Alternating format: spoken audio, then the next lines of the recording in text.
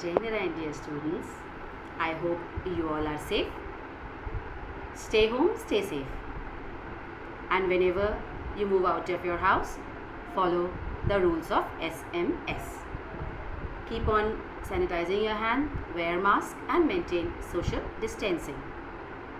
Now students, this is the second week of our virtual class after the summer vacation. And in the last week, we have studied the chapters. Let's continue our studies. In the previous lectures, we came to know how the iron master, he mistook the peddler as his old acquaintance and brought him to his home. But when he saw the very clean peddler, then he realized that it was his mistake, and then he threatened the peddler to send him to in the custody of the sheriffs. So now let's move further.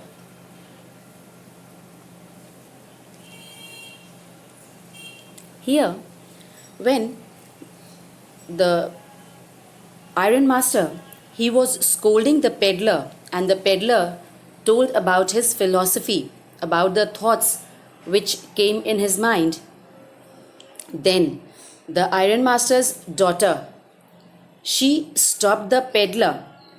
She stopped the peddler from leaving her house because she wanted to help that poor fellow. Because since morning she was planning as to how she could make the peddler's day happy, and that also on the occasion of Christmas. Therefore, she went against her father's will and stopped him by closing the door.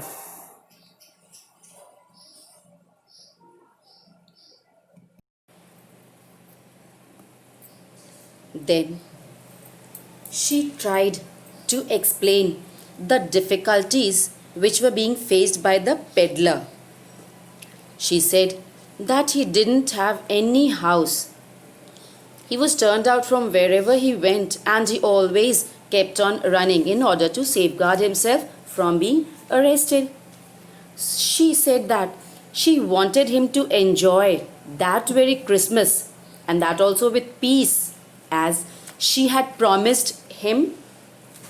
They could not send away a man on Christmas, the man whom they had promised happiness on the day.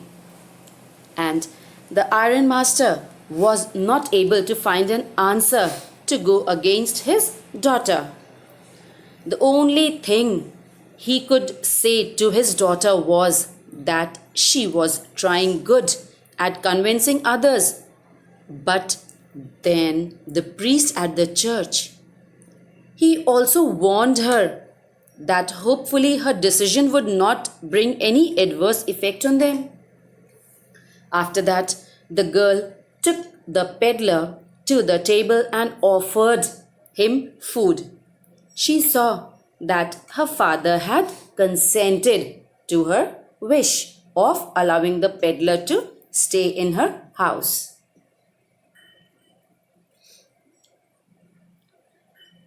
Now, the peddler, he didn't say any word and started eating. Though he was doubtful about her intentions and was wondering why she stopped him. The peddler, after that, he went to sleep after having his food. He did not cause any harm to anyone and simply lay down on the sofa in the guest house. Then he was once woken up in the afternoon, but after having his lunch, he again went to sleep. It was like as if he had never got the chance to sleep so peacefully as he had got at that place.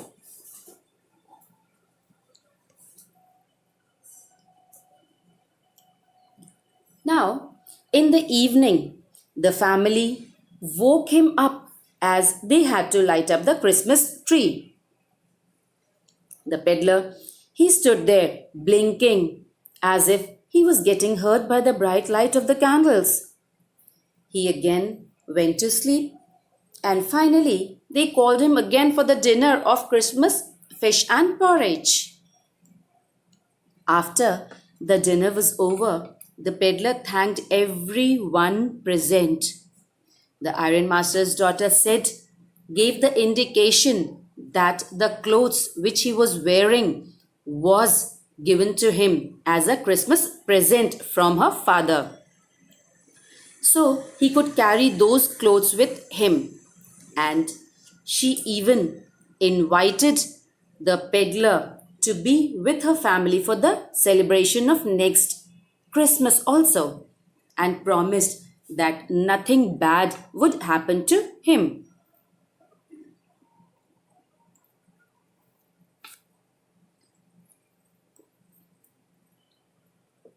The peddler, he did not have any answer for this and stared at the girl with wonder.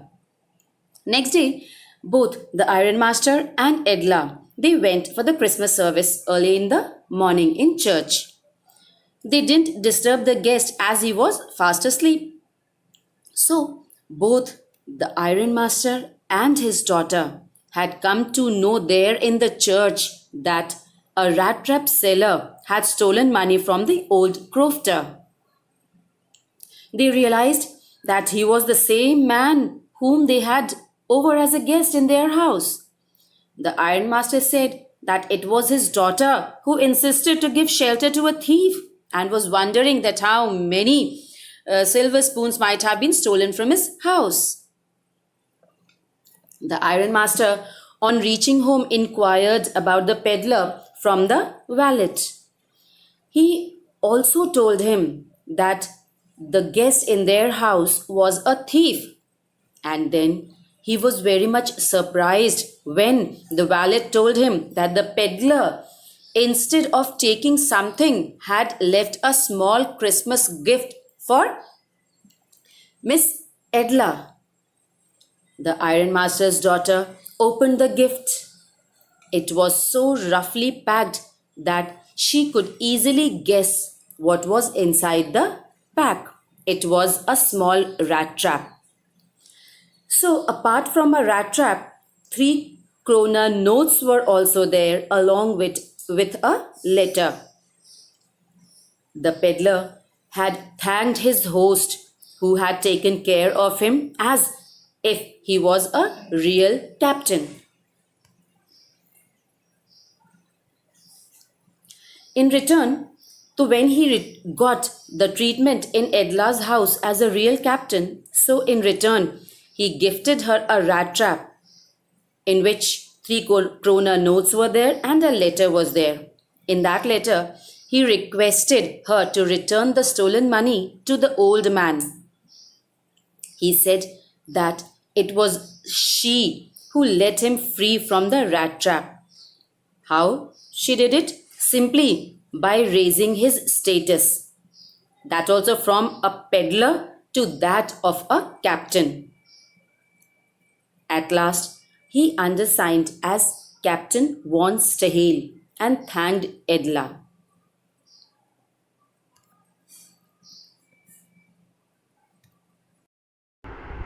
So, I hope it is clear to you. But still, if you feel that you are having any problem, please feel free to ask.